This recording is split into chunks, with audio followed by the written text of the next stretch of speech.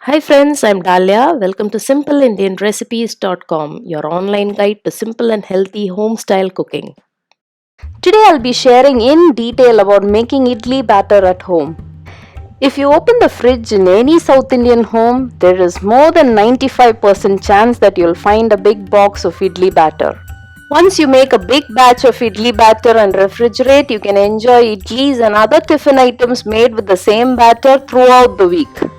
For the sake of all my friends who want to know how to make the perfect idli batter, here it is.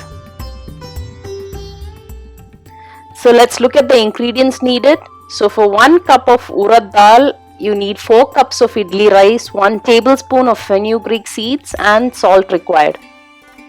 Though the ratio of 1 is to 4 is the most common one, there are also people who use just 3 cups of rice for 1 cup of urad dal. You can use any cup size for measuring.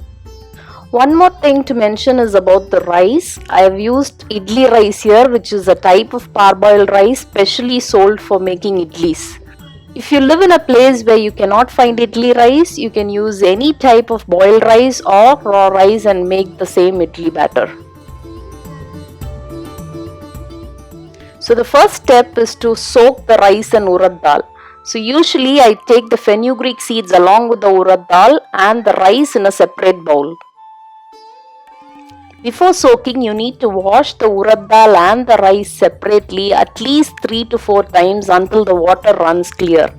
After washing, fill water so that the urad dal and the rice is completely submerged. Then cover with a lid and leave it alone for a minimum of 2 hours. Once it's soaked, you will see that the grains have become softer. Now it is time for grinding. For grinding, you can use a wet grinder which gives the best results, but if you don't have one, you can manage with an Indian mixie or a blender. So first I take the soaked urad dal and fenugreek seeds in the wet grinder and switch it on. Remove the water in which it was soaking and reserve it. Initially I just add very little water. After about 5 or 10 minutes I just add little more water. The key to making good idli batter is not adding water all at once. You need to add them at regular intervals as and when the urad dal is grinding. After about 30 minutes of grinding, the urad dal batter is ready. You can touch it between your fingers to check if it is smooth and silky. It should not have a grainy texture. Switch off the grinder, remove the urad dal batter onto a bowl, and now we are ready to grind the rice. You do not have to clean the grinder, just add the soaked rice and switch it on again. But again, be careful while adding the water, you need a fairly thick batter. It takes about 20 to 25 minutes of grinding for the rice to be smooth. If you're using a mixie or blender to make the batter, you need to add cool water so that the batter doesn't get heated up fast. Also, you may have to grind it in small batches. Okay, once the rice batter is ready, it's now time to mix the urad dal batter with the rice batter. Traditionally, this mixing is done using hands, but I like to add the urad dal batter back to the grinder along with the rice batter.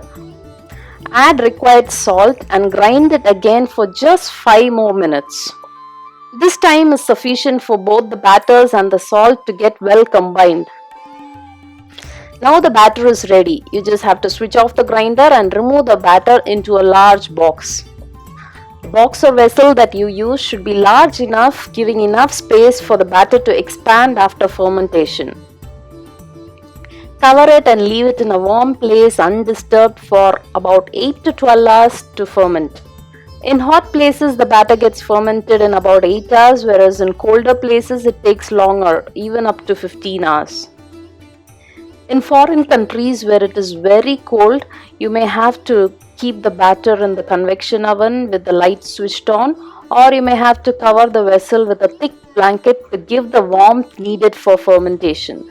Once fermented, you can see that the batter is almost doubled in volume and you can get that fermented aroma. At this stage, your batter is ready for use. You can make idlis, dosas, uttapam, paniyaram and even rice dokla. After making, you can refrigerate the batter for later use. It stays good in the refrigerator for up to a week. These days you get idli batter in stores, but believe me, making it at home is not at all that hard. Moreover, you know exactly what all ingredients went into it.